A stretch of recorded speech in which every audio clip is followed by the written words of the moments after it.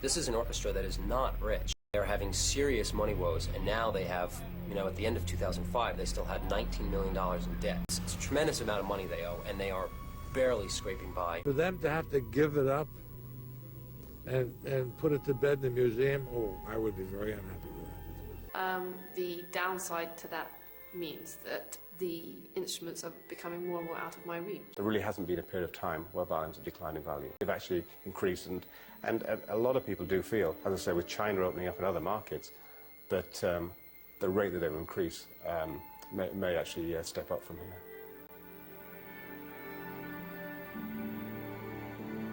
I think I'm very close to the end of the line for private collectors of these things.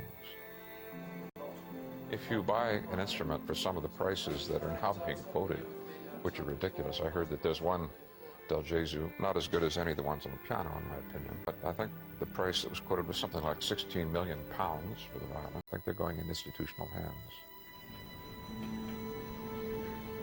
Unfortunately, if a violin ends up in a museum and it's not played at all, I would say that's the equivalent of taking the Mona Lisa and putting it in a closet, and where you can't see it at all, because a violin's beauty comes out when you play on it. You're their guardians for a while, and you spend some time with them, and they go on living after you.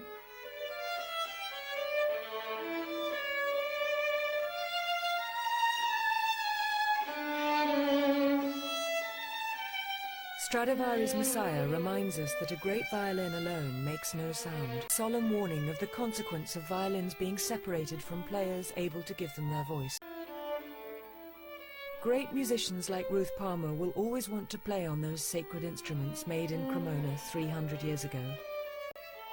The decision as to whether they're allowed or able to do so is sadly no longer in their hands.